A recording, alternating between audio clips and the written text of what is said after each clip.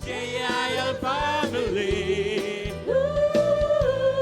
And it has to be Jesus, you and me. Praise the Lord. Let us shout, praise the Lord. Praise the Lord! Praise the Lord. Praise the Lord! Happy anniversary, everybody. Sige po, pwede na po kayong umupo.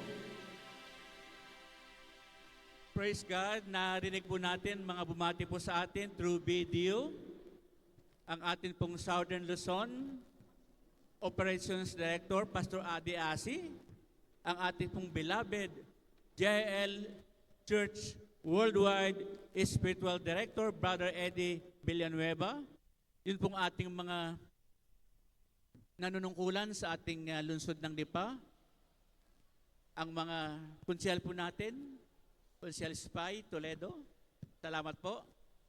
Kay Konsehal Mikey Morada, salamat din po sa inyo. Pakikiisa po sa pagdiriwang po ng aming anniversary. At higit sa lahat po sa bawat isang dinala po ng Lord sa lugar na ito, palakpakan po natin ang Lord sa kanyang kabutihan.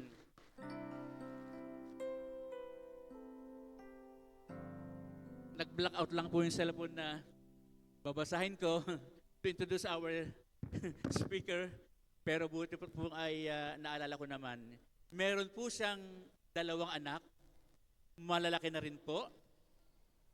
At nakasama po nila simula bata. Kaya naman po ngayon po ay naglilingkuran na rin po sa lugar po ng Tanawan, sa ministry po ng ating Panginoon.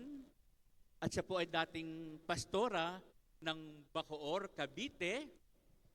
At sa pangingisda po, ng aking kasamang pastor ng Batangas City, nahuli niya sa kanyang puso ang dinala ng Panginoon sa kanyang buhay from Cavite to Batangas City.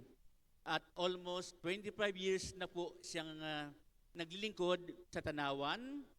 At ngayon po ay kasalukuyang siya po ay church pastor ng Santo Tomas, JL Santo Tomas City ngayon.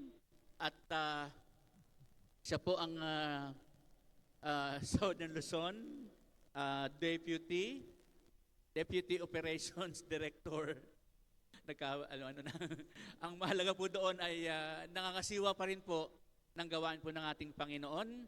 At at the same time, siya po ang atin pong pastora ng District 3. Kaya siya po ay may tali ginagamit po ng Panginoon sa pananalangin.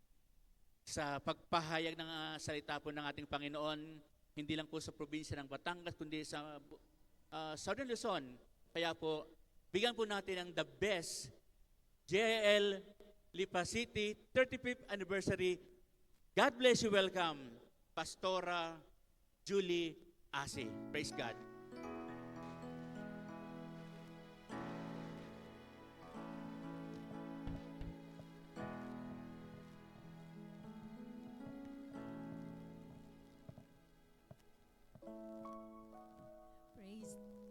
Praise the Lord. Thank you so much, Pastor Dimson, sa ating masipag at ginagalang na pastor ng Lipa. And at the same time, our District 6 head pastor. The Lord has done great things for us. Amen po ba? And we are filled with joy. Maganda po ang ginawa ng Panginoon sa atin. At pinupuno na niya ng kagalakan ng ating mga puso. At sa umagang ito po, ako po ay bumabati sa bawat isa. Una sa lahat, pagkapasalamat sa Panginoon. Amen po ba? We are so thankful and grateful sa ginagawa ng Diyos sa atin, especially sa ating 35 years. At pagbati sa inyong lahat, isang pinagpala, makasaysayang umaga sa bawat isa. And of course, our 35th anniversary. Hindi po biro ang makarating ng 35 years. Ano po? At napakaganda na po ng ginawa ng Panginoon sa lugar ng Lipa. Kaya po, congratulations sa bawat isa sa atin. Sa ating minamahal na pastor, Pastor Dimson, Ate Winnie, at ang pamilya ng Dimaano, and of course sa leadership ng JIL Lipa, at sa bawat isa sa inyo, congratulations po at kayo po ay patuloy na naninindigan para sa Diyos at para sa ating bayan. Amen po ba? At alam ko ang Panginoon, narito sa ating kalagitnaan, kumikilos siya at alam ng Panginoon ang pangangailangan ng bawat isa. Alam ng Panginoon yung nais niyang gawin sa atin. Just expect something great is going to happen in our lives, in our midst today. Kaya sa bawat isa po, happy anniversary, magandang umaga sa inyong lahat, and even sa ating mga lingkod ng bayan na naririto, sa ating mga konsehal, na first counselor, Counselor Mikey, and our Counselor Toledo. Magandang umaga rin po sa inyo. Thank you for gracing this occasion, this remarkable and momentous event. Alam natin, ang lahat ng ginagawa natin for our God. At ang Diyos, ang great rewarder. Siya ang tunay na nagbibigay ng reward, higit pa sa ating inaasahan. At sa umaga pong ito, bibilisan ko na, Pastor. Ano po, tayo na may isang pamilya dito. Bibilisan daw, baka isa't kalahating oras, hindi pa tapos. Anyway, meron po Panginoon sa atin na hindi po natin, minsan hindi natin akalain na yung pala'y ibibigay sa atin ng Lord. The best na bagay na gustong ipagkaloob sa atin ng Panginoon. Kanina pa lang po, sa pagsisimula pa lang natin, naramdaman kagad natin na mahal tayo ng Diyos. Ang kanyang presensya ay nasa ating kalagitnaan. He is touching every life sa lugar na ito. And even until now, nararamdaman, nararanasan natin ang kilos at pag-ibig ng ating Panginoon. Hanggang sa matapos ang gawain ito, pumunta kayo rito ng may kabigatan, pumunta kayo rito ng may problema. Pero ngayong oras na ito, lalabas po tayo rito na pupunuin tayo ng Panginoon at tutugunan ng Panginoon ang lahat ng ating mga panalangin. Kanina po naramdaman natin, yung yakap ng Diyos. Habang naroon nga ako, naiyak po ako even sa mga pag-awit pa lang natin. Niyakap tayo ng Lord. Sabi ko nga, Panginoon, your love is enough. Sapat ang pag-ibig mo sa amin. Meron pa ba kaming pangangailangan? Alam namin, tinugon mo na kaming lahat. Di ba sabi nga ni David, the Lord is my shepherd. Hindi na ako pangangailangan pa. Pag siya ang ating Panginoon, He is truly the answer. Christ is the answer. Sa lahat ng ating katanungan, sa lahat ng ating pangangailangan, si Kristo ang tugon sa lahat ng ating pangangailangan yon. Kaya sa umagang ito, we believe na patuloy pong kumikilos ang Lord. Pwede bang palakpakan muna natin ang Panginoon? Let's give the Lord the best clap of praise. Yung best po para sa Panginoon. Yes! Hallelujah! Enthrone Him! Hallelujah! He is the Lord, our King of Kings, our Lord of Lords. Hallelujah! He is our Master. Praise God, praise God. Sa Diyos po ang papuri. Kanina narinig po natin ang pagbati ng ating minamahal na Spiritual Director, Bishop Brother Eddie, at ang ating pong Operations Director ng Southern Luzon, Pastor Adi, at iba't iba pa pong mga bumating, ating head pastor ng Body of Christ ng Lipa, ang ating mga minamahal na konsehal. Narinig po natin ang kailang pagbati at paikiisa po sa ating anibersaryo.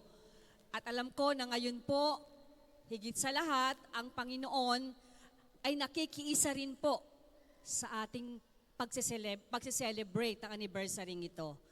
At para sa Kanya, anniversary ito, para sa Diyos ng mga Diyos, Panginoon ng mga Panginoon, ang selebrasyon ng anibersaryong ito. At siya lamang po ang dapat na maitanghal sa ating kalagitnaan.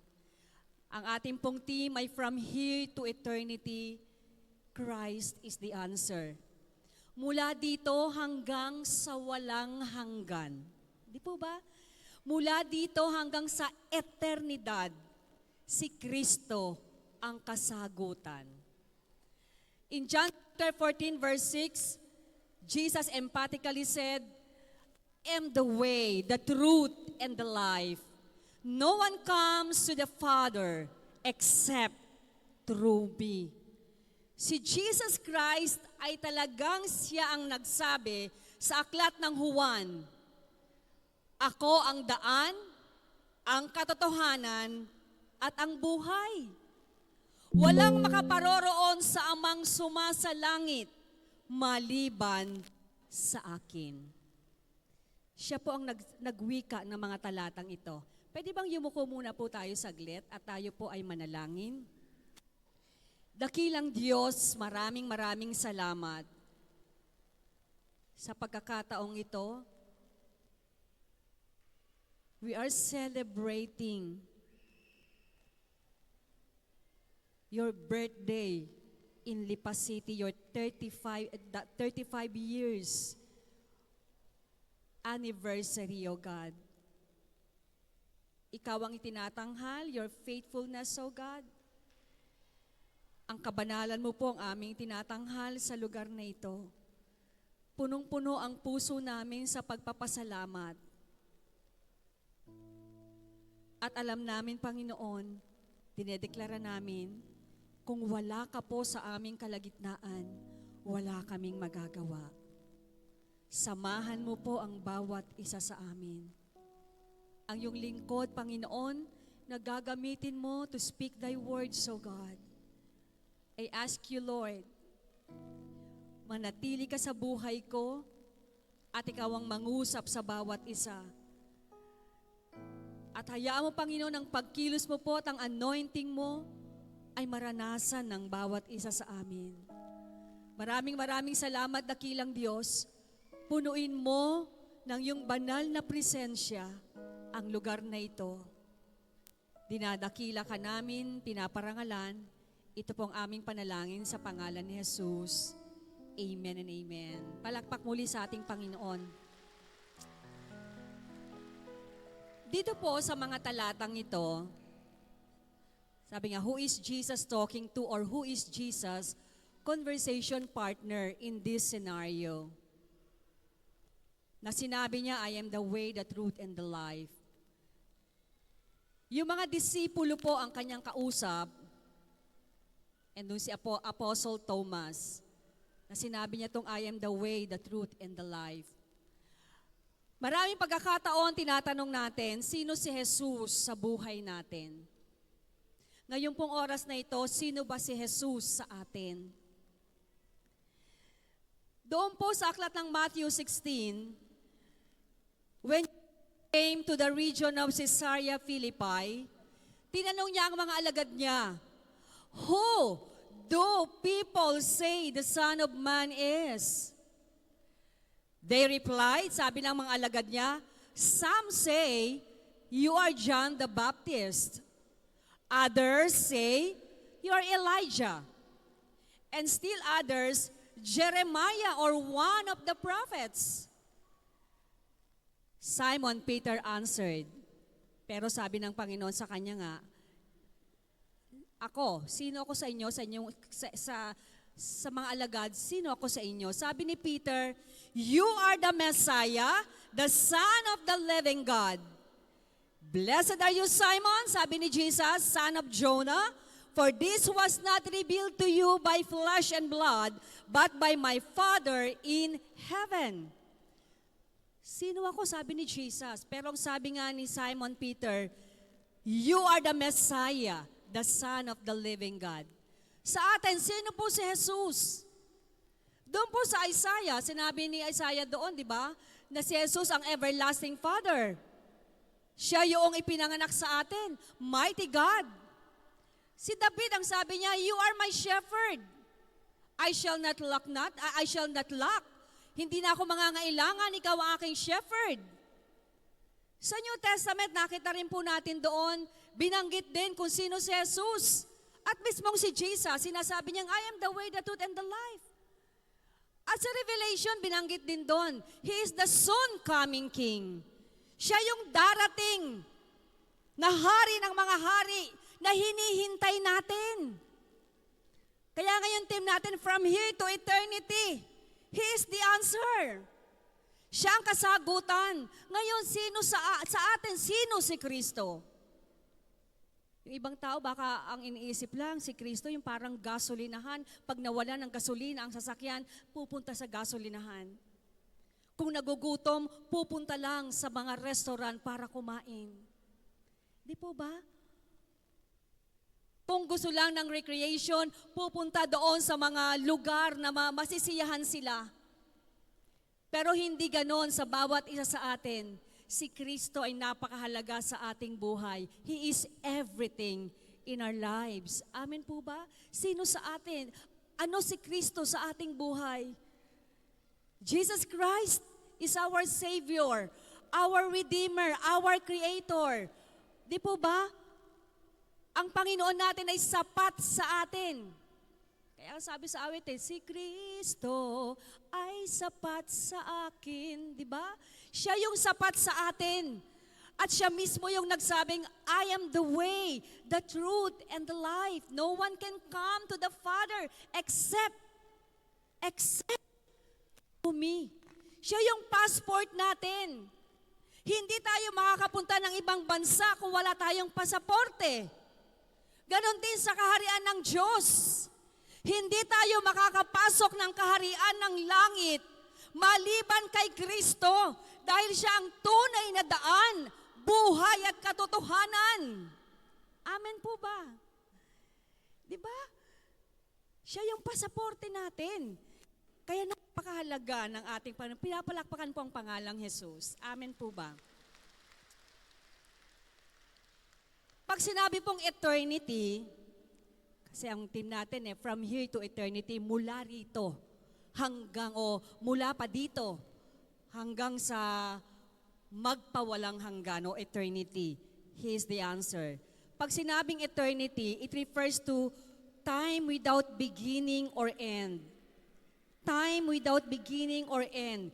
Endless period of time, infinite or unending time, eternity. Endless life after death or everlasting life after death and the life to come. Everlasting. Naalala ko yung illustration ni Brother Eddie. Narinig niyo po ba yon? Yung daw pong buhangin. Nabibilang niyo po ba yung buhangin dito sa earth? Nabibilang niyo po ba? Walang makapagbibilang yan. Maliban ng Diyos na alam niya kung ilan ang bilang ng buhangin sa iba't ibang karagatan. Di po ba? Sabi ni Kuya sa illustration niya, yung pong yung eternity, kung yung ibon daw po, mula sa lupa, di ba? Pupunta roon sa kalawakan o pupunta doon sa kalangitan, iisa-isahin niya, tutukain yung buhangin. Gaano katagal po yun? Pag natapos niya, maubos niyang lahat yon sa kanyang pagtuka. Ang sabi ni Brother Eddie sa kanyang illustration, doon pa lang nagsisimula ang walang hanggan, ang eternity. Napakatagal ng buhay na yon. Amen po ba? Walang hanggan na sinasabi nito, everlasting life, life after death, the life to come. And that is eternity.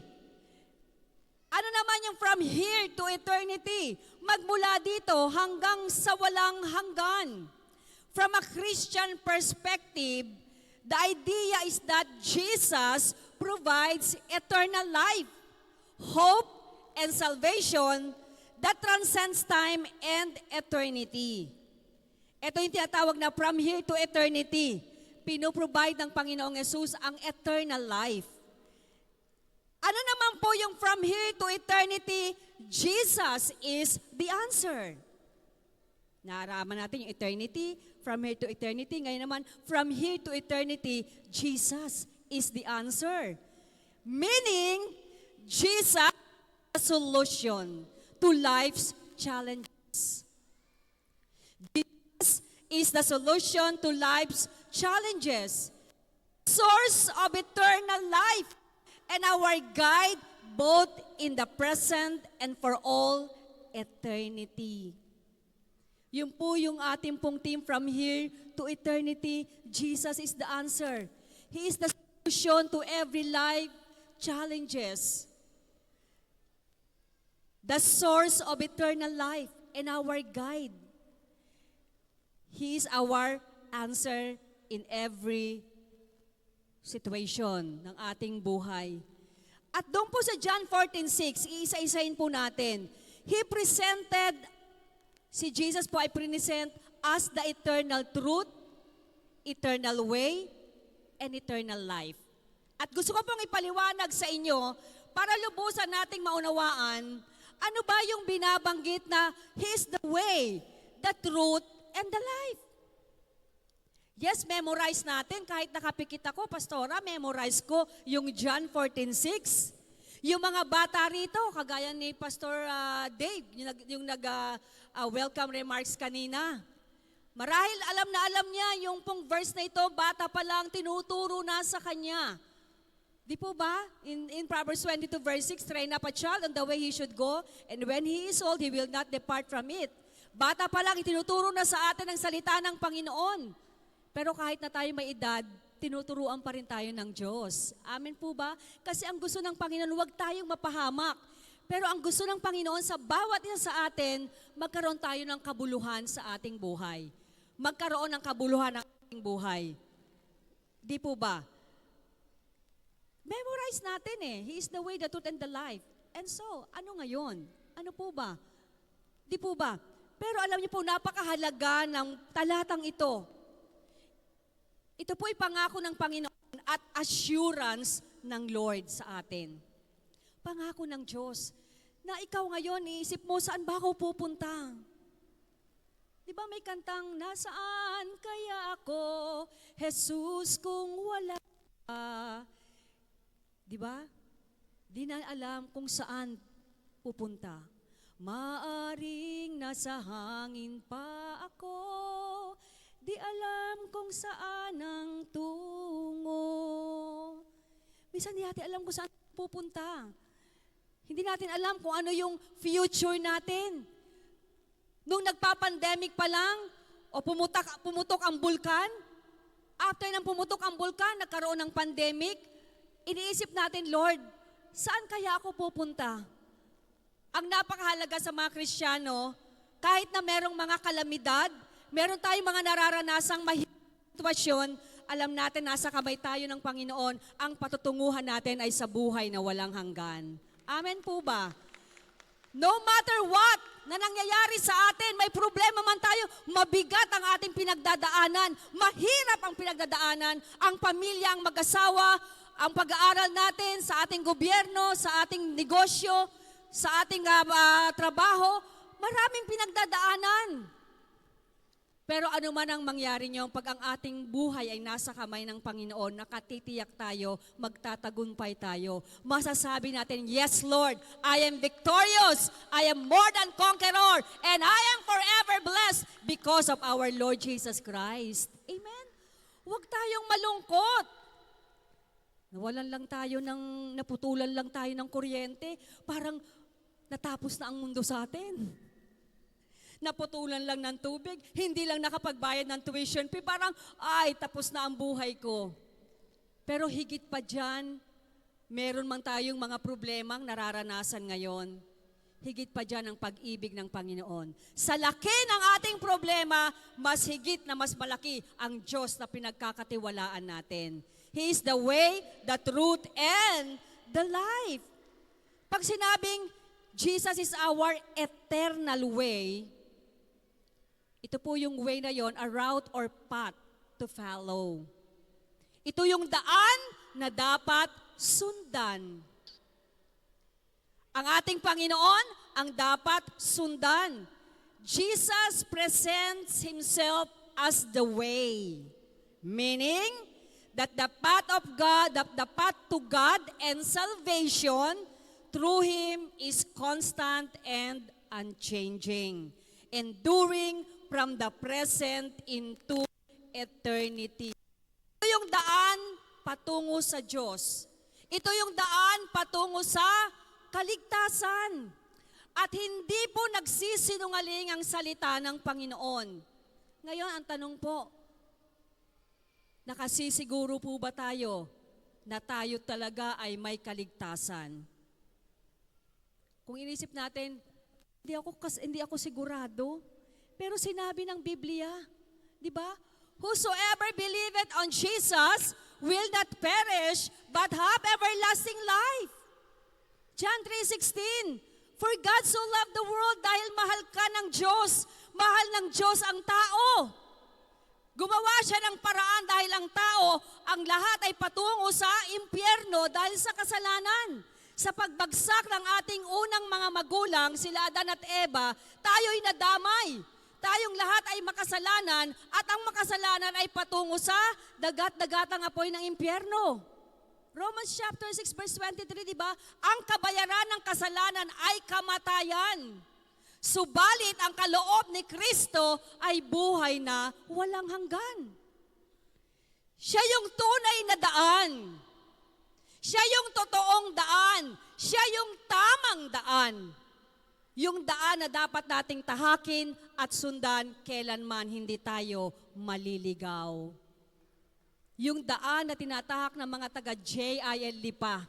Kaya nakasisiguro tayo na tayo ay ligtas dahil nasa kamay tayo ng ating Panginoon. Hindi lamang sa mundong ito ang kaligtasan. Tandaan po natin. Yes, God is protecting us dito sa mundong ito, pero hindi lang dito nagtatapos ang buhay. Meron pa tayong pupuntahan. Life after death, yung eternity. From here to eternity. Dito, kung pinagpapala ka ng Panginoon, pag nakasama tayo doon sa kanyang kaharian, higit pa sa inaasahan natin, iniisip natin, mga nakikita natin, higit pa doon, yung larawan ng pupuntahan natin doon sa kaharian ng ating Panginoon. He is the way. He is the only way to heaven. Maraming relihiyon, yes. Yan lamang ay ginagamit ng Panginoon para lugar na kung saan sasambahin ng Diyos. Pero hindi po yun ang daan para sa kaligtasan because Jesus is only the way para sa kaligtasan ng lahat ng tao. Hindi lamang sa Pilipinas, pero sa buong mundo. Amen po ba? Naunawaan po natin, eternal way. And also, Jesus is our eternal truth. Katotohanan. Totoo. Kasi kung wala si Kristo, walang saysay ang aral natin ng salita ng Diyos. Kung si Kristo ay hindi muling nabuhay, walang saysay. Yung ating pagsamba. Pero because of Christ, nagkaroon ng kahulugan ng ating buhay. Di ba? Ako gusto ko ulit. Aawit na naman. Sa aking buhay ay ikaw ang nagbigay kahulugan. Di ba? Minamahal, sinasamba kita. Ang Panginoon ang nagbigay kahulugan sa ating buhay. Siya ang katotohanan sa ating buhay. Ang truth, ang ibig sabihin accurate. Divine reality, consistent, timeless truth. Ang katotohanan si Kristo ang katotohanan, ito'y walang kupas. Noon, ngayon, at magpakailanman, He is the same. Hebrews 13:8, di ba? He is the same yesterday, today, and forever. Kung noon nagpapala ang Panginoon, hanggang ngayon, at sa darating na panahon, magpapala ang Diyos. Kung noon, nagpapagaling ang Panginoon, hanggang ngayon, nagpapagaling ang Panginoon, at sa mga darating na panahon. Kung noon, sumasagot ng kasagutan, sumasagot ang panalangin natin, ngayon, sasagutin ng Diyos ang pananalangin natin. Maging ang mga darating pang panalangin natin ay sasagutin ng Panginoon dahil siya ay totoo sa buhay ng bawat isa sa atin. He is the eternal truth. Walang naliligid sa ating Panginoon. Siya'y buhay na Panginoon. Ephesians 4:21, if indeed you have heard Him and have been taught by Him, as the truth is in Jesus. He is the way, He is our eternal truth, and He is our eternal life. Ito yung buhay. Eternal life refers to continued life after death. Continued life after death. na kahit tayo ay mawala sa mundong ito, yung mga unang tao na nawala, na nakakilala kay Kristo, na sumunod kay Kristo, nasa piling na ng Panginoon. Meron pong pangalawang langit o pangalawang lugar na pupuntahan ng tao. Pag hindi ka kumilala sa Panginoon, maaring kang doon sa dagat-dagatang apoy ng impyerno. Tayo dati, ang alam natin, doon tayo patungo. Dahil ang kabayaran ng kasalanan ay kamatayan sa dagat-dagatang apoy ng impyerno. Dahil walang taong nakaabot sa kanyang kaluwalhatian. Lahat ay nagkasala. Romans chapter 3 verse 10, di ba? Lahat ay nagkasala. Lahat tayo makasalanan. Walang nakarating sa kaluwalhatian ng Panginoon. Pero si Jesus Christ ay bumaba para sa atin, para tayo tubusin sa lahat ng ating kasalanan, tubusin sa lahat ng ating paghihirap. At may pag-asa na po tayo, pag tayo may Kristo, makakarating tayo kung saan siya naroroon. Di ba? Mamaya madaanan ko po yan, even sa John chapter 14. He is our eternal life. Jesus doesn't merely give life. Hindi lang siya nagbigay ng buhay, but He is life. Siya mismo yung buhay. And He is the very source of life. Everlasting life, particularly everlasting life. Siya yung buhay natin eh. John 10:10, sabi ron, the thief cometh here to kill, to steal, and to destroy. Ang magnanakaw. Sa Biblia, si Satanas po ang magnanakaw. To kill, to steal, to destroy. Siya yung nagnanakaw ng kagalakan natin. Siya yung papatay. Siya yung nagpapahirap sa atin. Siya yung kalungkutan. Pag may dumating ng mga kalungkutan sa atin, di ba? Siya yung nagbibigay ng kalungkutan sa atin. The thief cometh here, sabi ni Lord, to steal, to kill, and to destroy. Pero sabi ng talatang yon, but Jesus Christ. Pero si Jesus Christ came here. Life, live life, and to have it more abundantly. Ang kaaway ng Panginoon, nagtungo sa lupa, pumatay, magnakaw, magwasak ng buhay, manira ng buhay, manira ng pamilya, manira ng relasyon ng mag-asawa, manira ng ating negosyo, ng pag-aaral, ng kinabukasan ng tao. Yan ang trabaho ni Satanas sa atin. Pero may pag-asa. Ang sabi ni Jesus Christ, but I came here to give you life and to have it more abundantly. Ako'y nagtungo rito upang kayo bigyan ng buhay. Buhay na ganap at kasiyasiya. Yung buhay na hindi basta buhay, pero yung ganap, kasiyasiya, sapat, bawat isa sa atin. Yun po yung pangako ng Panginoon. And that is His assurance and promise to all of us.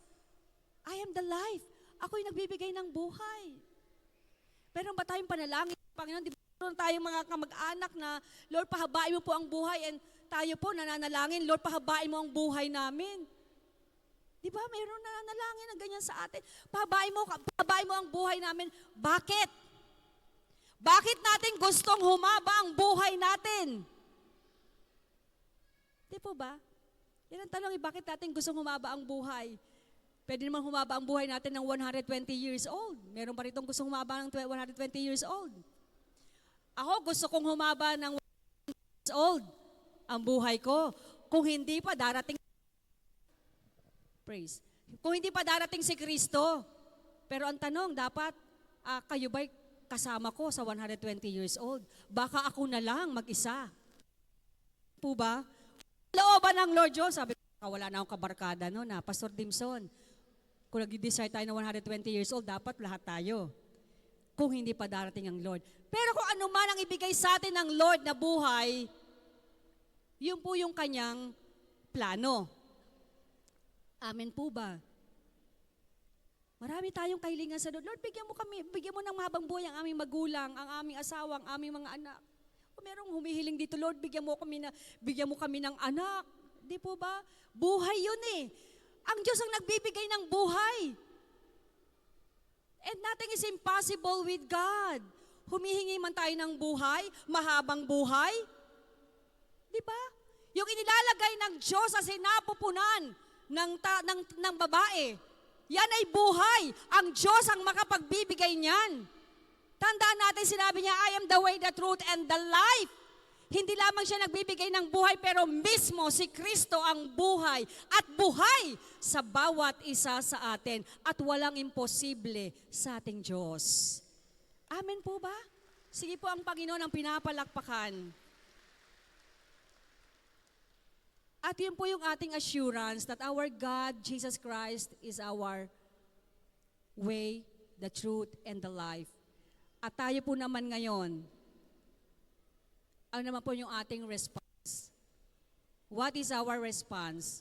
Unang-una po, bagay lang po ito.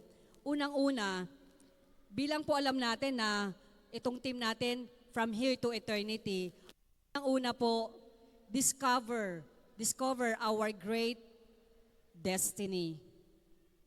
We have a great destiny. Meron tayong patutunguhan. Meron tayong great best destiny, magandang patutunguhan. Dahil ang nilalakaran natin, ang ating sinusundan ay ang totoong daan, si Kristo. Siya yung totoong daan na sinusundan natin. Kaya meron tayong destiny maganda. Naalala ko yung kanta, di ba, noong unang panahon, You are my destiny. Di ba? Tao yung destiny eh. You are my destiny. Pero ngayon po, sa pag-asa po natin, ang Diyos ang dapat nating maging great destiny. Yung ating susundan po. Sabi po sa John chapter 14, verses 1 to 4, Let not your heart be troubled. You believe in God, sabi ni Jesus, believe also in me. In my Father's house are many mansions. If it were not so, I would have told you, I go to prepare a place for you. And if I go and prepare a place for you, I will come again and receive you to myself, that where I am, there you may be also. And where I go, you know the way. And where I go, you know, and the way you know. Sabi ng Panginoon dito, huwag kayong mabahala. Manampalataya kayo sa Diyos at manampalataya rin kayo sa akin. Sa bahay ng aking amang sumasalangit ay maraming silid. Pero ang binanggit po rito, there are many mansion. If it were not so, I would have told you. Sabi ng Panginoon, sinasabi ko sa inyo ngayon, inihahanda ko na ang bahay tirahan ninyo doon sa kaharian. Anong inihahanda ng Panginoon? Mansyon. Sabi nyo nga sa inyong katabi, may mansyon ka na, huwag kang mag-alala. Sige po, sabihin nyo po, naniniwala po ba kayo doon? Di ba? May mansyon ka na sa langit. Kung dito, naninirahan tayo sa sinasabi natin, ang liit lang ng bahay namin. Kaya pag, di ba, minsan bibisita ka sa isang bahay, punta naman kami sa bahay nyo, ay naku, ang liit-liit lang ng bahay namin.